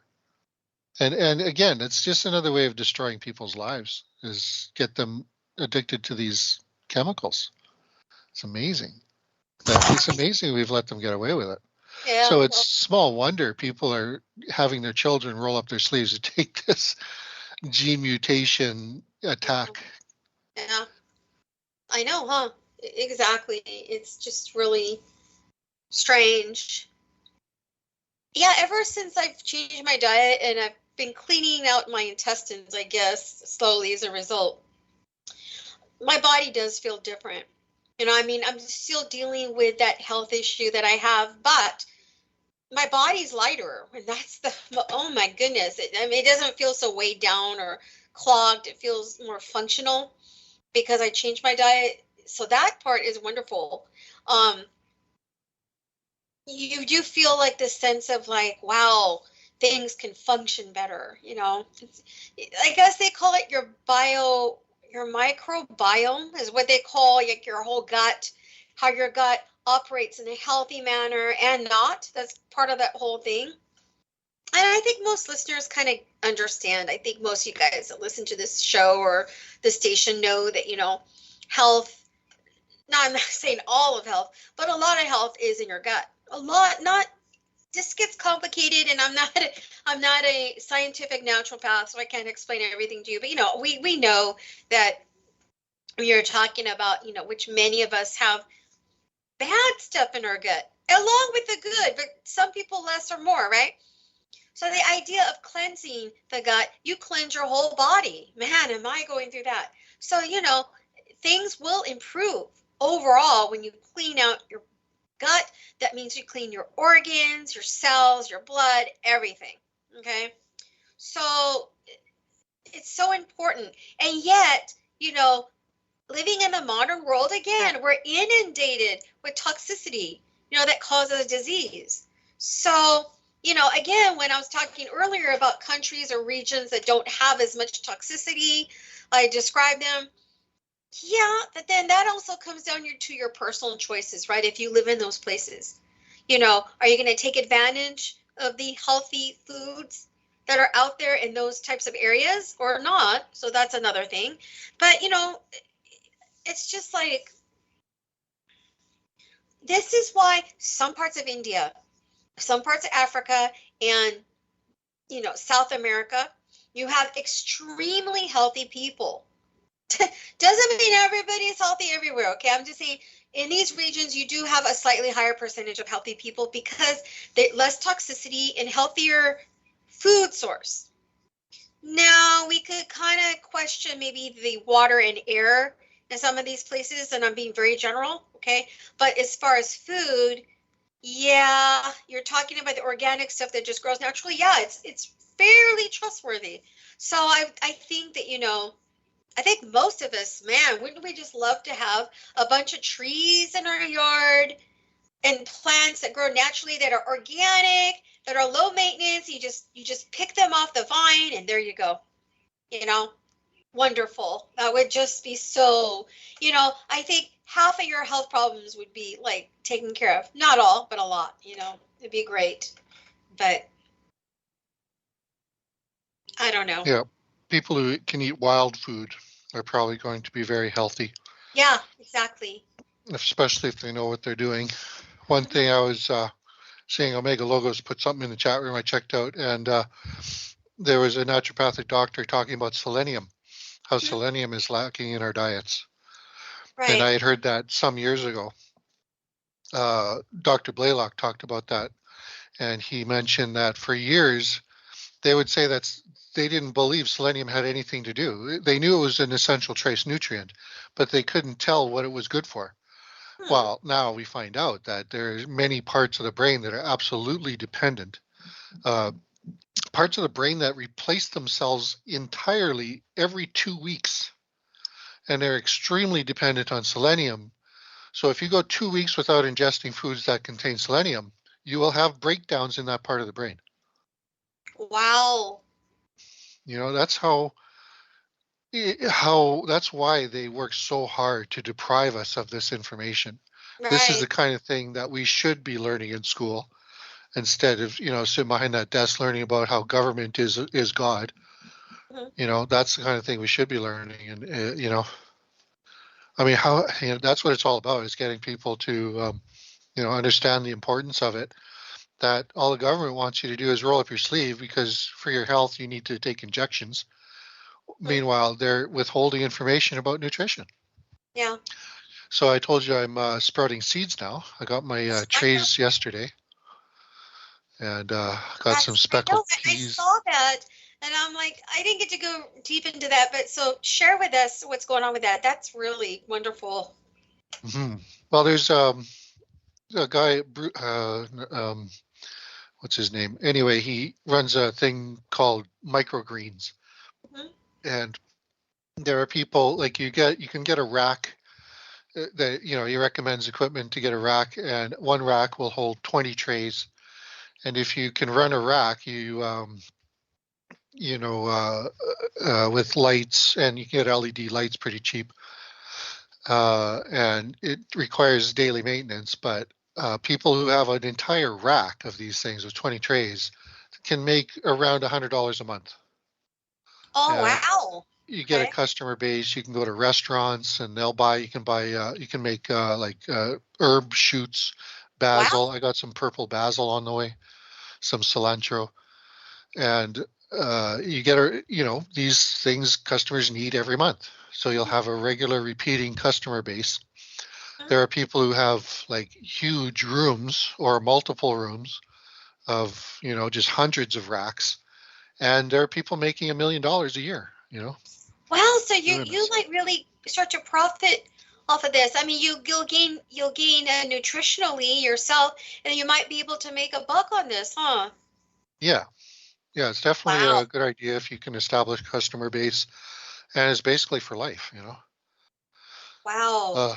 But for now, I'm just starting with. I actually have just half a rack.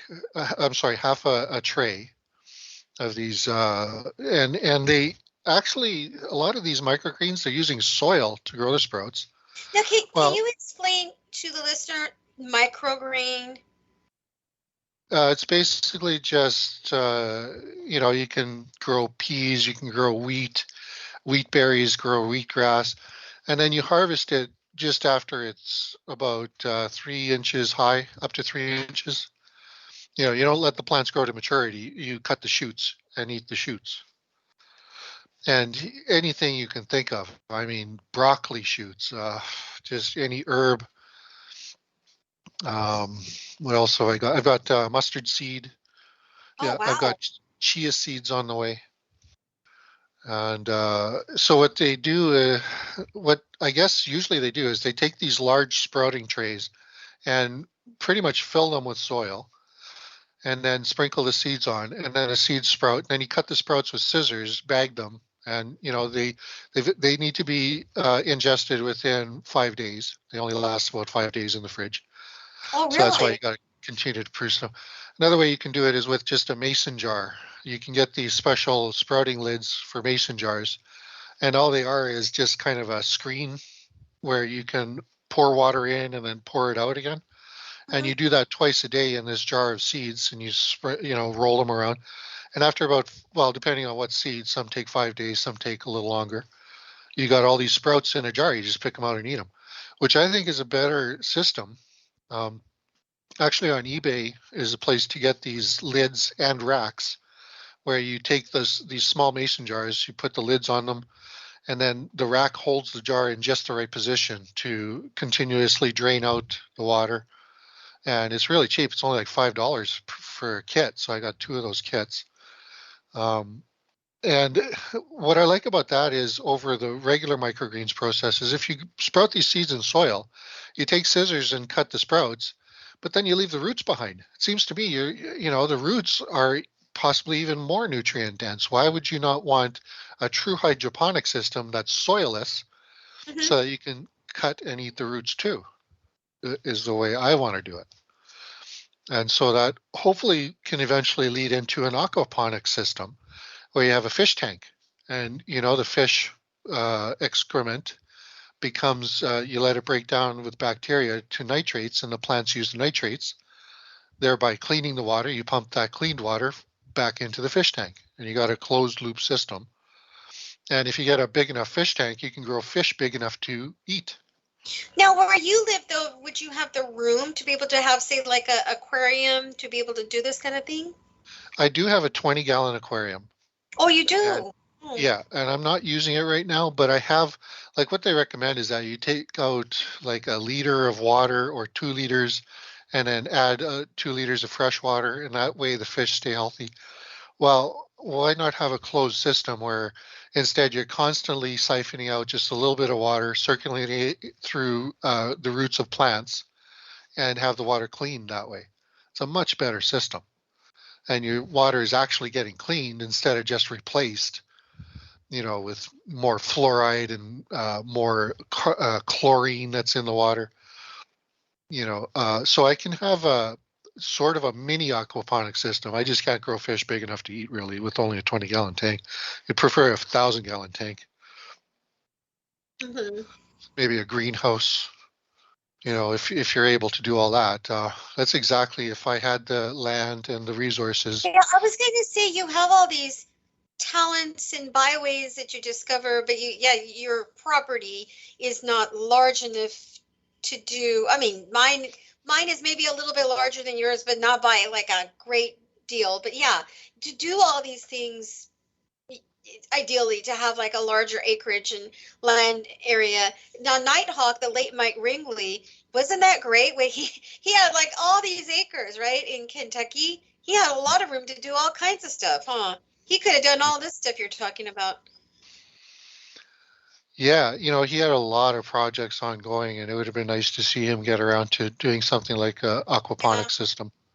Yeah, I mean, I don't know if he ever thought to get around to it at that time, but now see, like you said, to do these things, even if you live in a climate where, like where you live and where he lived is, the winters are harsh, but that's not it's almost not relevant to this kind of project. You could work with these projects in any kind of like weather. Definitely. Yeah. Like one thing I wanted, this house needs foundation work. Mm-hmm. So I need to get it. Well, I guess I don't actually I have a finished basement. So I'd rather not tear out all those walls to fix the foundation. I'd rather dig around the outside. And if I did that, what I could do is take the deck off and dig out into the yard down like 10 or 15 feet and lay in ground source heat coils, heat pump coils. Mm-hmm. And then, if you can get heat pump coils buried in the earth, you're actually drawing your heat from the earth, and you could heat your house even in, Minnesota or places, North Dakota, places like that, for like $50 a month in the coldest winters. Wow. And so, because warmth is so abundant and easily obtained, you could easily have a heated greenhouse. And, if you wanted to do an aquaponic system, if you had the space, then you could have a little shack that houses your 1,000-gallon fish tank and insulated and heated that too. So your fish keep swimming around all year. Oh, I see. Man, if you had like, I can imagine if you had a large property here in California where the weather is not as harsh or something, you could do all kinds of things, huh? You'd have a bunch of projects to do. Well, it all takes. You would be practically self-sustaining, really, in a way. Yeah, but all of this takes capital investment, and of course, whenever you try to finance something, go to outside sources for financing. They want to know what you're doing, and as soon as they see you're doing that, oh no, we can't. No, we're not financing that. No. Even in Canada, no different, right? No. Wow. My goodness. No, it's a mercantile system where they want you buying their products. They don't want you making your own. Oh, I see. Yeah. Hyper-capitalism, it's basically radical capitalism. Everything. I would agree. It is radical because it's not like a balanced type of, if you're talking about a cross between capitalism, free market, what is the other one?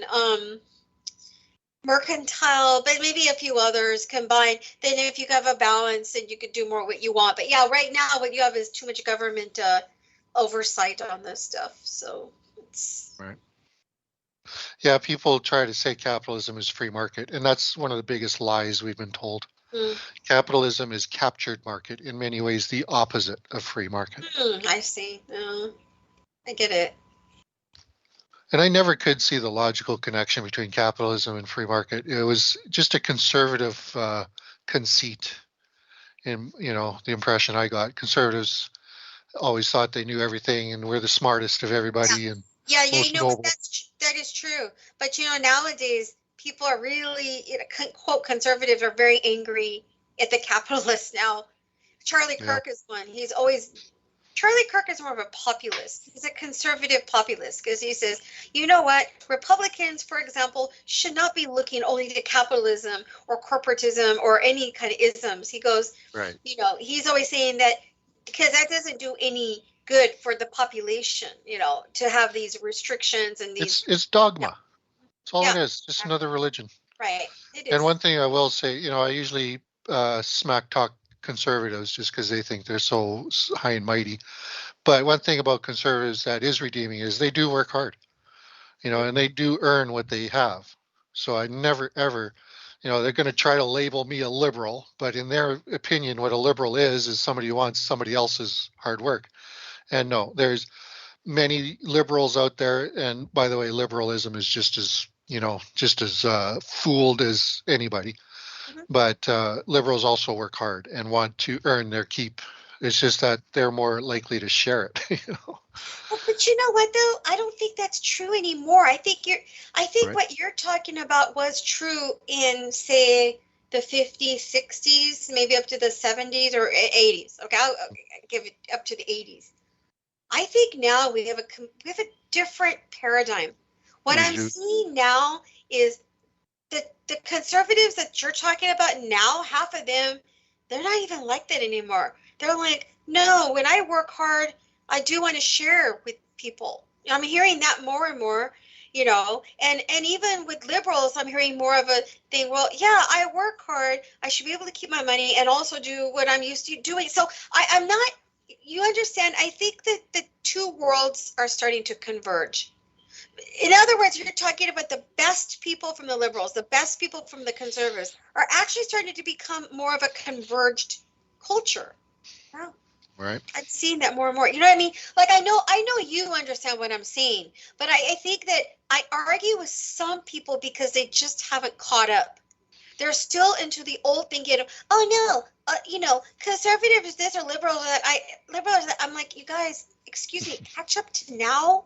I mean, I know what they're talking about. This is not about human being individual necessarily. This is about these whatever group ideas. I said, look, I go, understand with these group ideas, things in some ways with some of these ways of looking at money and labor have changed. I told them, I go, you know, now it's not necessarily the stereotype of what people were in the past. Now people see the higher function of working hard and or making an income and or sharing it in different ways. And so I think that because that's the idea of making the best of one's talent to share with yourself and others, you know, so it's becoming more of a practical thing for people. You see what I mean? In other words, it's becoming a more normative, practical thing to say, I have a talent, I'm going to do this and I'll share it and you share yours. I think that's becoming more the amongst normal people. Now, if you're talking about elitist of anybody, elitist conservatives, elitist liberals, whatever, those are the people that are like, no, I want to control myself and other people, you know, but other people, no, they're starting to see the effectiveness of using their skills for themselves and others better. I think that's the new thing going on. Yeah, I mean, there have been periods in the past of people realizing, you know, that if we can create a society where everyone is at least able to take care of themselves, that is kind of the idea everyone has, that sure, you know, it's too few people who realize that there is no way for people to take care of themselves. Going to school and learning, you know, getting abused and bullied all the time, so you know you're not going to fit in, and then trying to find a job that maybe will give you enough if you put in 8 hours a day, 5 days a week, you know, like that's not living. That's just, you know, serving a master in hopes that the master gives you enough to survive. It's not a good prospect. And you know, you listen to musicians and that, and they all how often do they sing about getting out, finding a way to find your freedom, you know, instead of having to do what your parents did and suffering in poverty and barely making it, subsistence farming and stuff. Everybody wants a way out. Well, why does there have to be a way out? Everybody can have an opportunity to create a fulfilling life, but that's being denied them. And and I still take the blame. I still say people in general are being apathetic and complacent and callous in not considering what it takes. But yeah, there have been periods when people realize that once you make sure everyone's happy, then that ensures your personal security. That's why service to I think others. your average person can see that. Yeah, the service to others. I mean, in terms of the bigger picture, I think there are definitely people that see that. I think that's becoming a real thing to see the whole story of how that goes. Because the trick is to make service to others not exclude you. When when you say service to others includes the self, now you're saying service to all, and you're not excluded. So we find ways that when we're serving other people, it doesn't deprive us of anything. We find ways to serve people without it being a sacrifice for ourselves. We can help ourselves as well. Well, so everybody benefits. Here's a problem, Nick.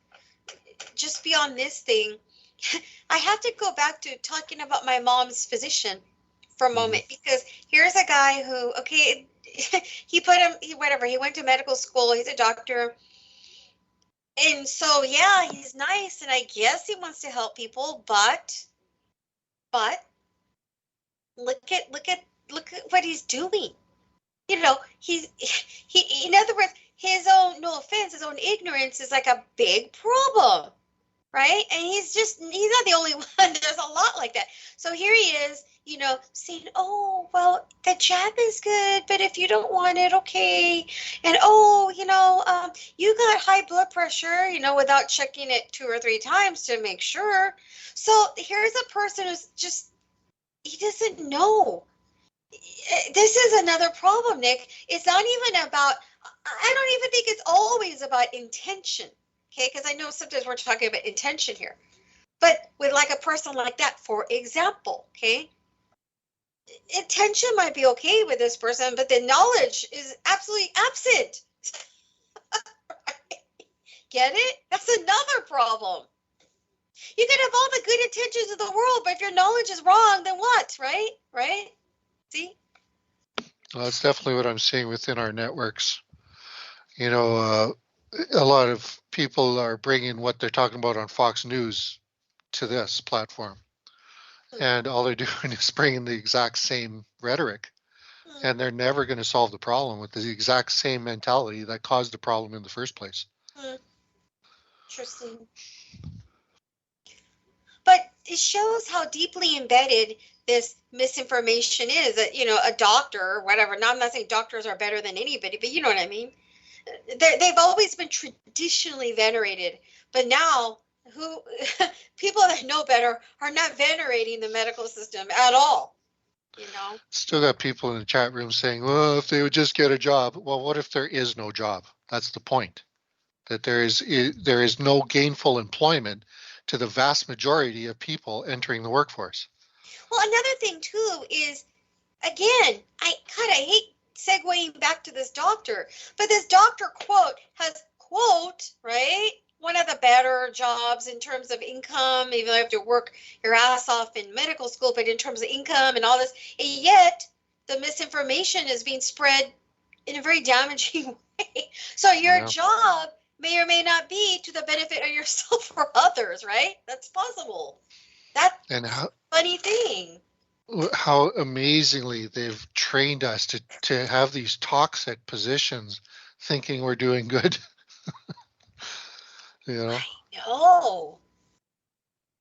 Yeah. I mean, the jab is the prime example here. Is people are being told it's good for you, it's good for your health. Take the jab. Oh, you died? Well, that's good for you. It's good to die. It's good to have your arm fall off. It's good to die because you did your part, right? Yeah, our existence damages the planet, so we should just die so we don't damage the planet anymore. And it's the capitalists. I'm sorry, I also don't want to keep harping on the capitalists, but capitalism is about profit. It's about accumulation of wealth at all costs. Yeah. Blacken the earth, turn it into a tar pit, as long as there's a profit in it. But understand, it's not just capitalism, okay? There's other isms that in other countries or places that are just as evil. You understand? It's all over. It's international. Okay, it's not Yeah, just I mean, a dictatorship is just is worse. Is right. definitely worse. I mean, in capitalism, at least other people have a chance to be the exploit and conqueror. You know, there is at least the impression, the belief that there is a chance for us to climb out. But for me, it's not about climbing out. It's about why do we have to have something to climb out of? I mean, you go look at the projects and all these poor people. There's this documentary called The 1% done by Jimmy Johnson, Johnson and Johnson, family. And he interviewed a gentleman who was raising children in the projects, a black guy. Sorry, I'm not politically correct. African American, he's black. Yeah, whatever, right. And he was asked, do your children have a chance of getting out of the projects? And his answer is very telling of, what kind of world we live in and the impression we have of what it takes to succeed. His answer was, oh, my kids ain't going to be no rappers. Really? So the only chance of getting out of the project is to be a rapper? And God bless this gentleman. I'm not criticizing him. I'm grieving for him that this is how he's been fooled into thinking that his children's only chance to get out is to be rappers. Like, what kind of a world is that? How is that opportunity for anyone? You see, that's the whole weirdness about this whole thing, right? You got doctors with high educations, supposedly, promoting bad ideas. Then you got this rapper saying, hey, I'm going to promote this bad idea too. Why is somebody calling me right now? Trying to get on the show.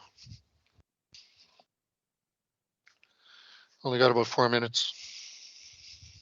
I can't hang up. Help. There we go. This person always forgets. Not always, but sometimes. Whatever. Yeah, we have a few minutes. So, I don't know. Yeah, it's ignorance on steroids being promoted like it's good advice to people, right? Yeah, it's ridiculous. Yeah, we have a few minutes left. So thank you, Nick. And I'm glad I could just share my friend's story on air because he asked me to, and I said, no problem. Hopefully and this. He said he went to bed right afterwards. I hope I didn't kind of put a wrench in what you're trying to. He probably has to get up. That's all it is. But I just hope this individual doesn't revisit his store. Honestly, that's what are like. Yeah, hope not. So. I've seen some videos of bad things happening to store clerks, and that's another example of people who give their time and they get so little in return. Man, they deserve our respect. People are out there, and it's the same thing. I have to say, well, not the same, but obviously, but I give similar respect to people who are standing on the street with the sign, asking for help. And it's like, at least they're getting out and they're, putting work into it. There's these people walking down the back lanes with shopping carts full of just basically junk. Mm-hmm. And they're getting out and they're doing things. They're not just, sitting at home looking for another way to get high. They're trying to do something. Right. And if those are the people, if they had opportunities, that they would have a good life and they could build their own world in their own home, But that is just being deprived us, and we're going along. And that's why I blame myself. And if everybody took responsibility, we would change it. It's up to us. Yeah, but you can't blame yourself because you are aware of the problem, and I'm talking about these people that are just completely ignorant, right? I mean, if anything, they need to wake up or be aware and see what's going on. And I don't think you don't need to. You kind of know already. I just feel like I should be knocking on City Hall's door and putting myself out there and doing more. Well, yeah, maybe. Whatever, that's cool. You can do it, I guess, Like if I found a way to make that effective where, because basically you go confront City Hall, you might not, come out of it very well. You know what I'm saying? And if it means, so it might be a sacrifice. And if I could make it worthwhile, where I actually did something, accomplished something, then I would be willing to take that risk. Right. Thanks, Noreen. Thanks, everybody. Hey, you guys. Thank you, Nick. Thank you, everybody, for listening, and my friends who are tuning in. This is Noreen Helphand, Walter Hart Roundtable Show. See you guys next week. Bye-bye.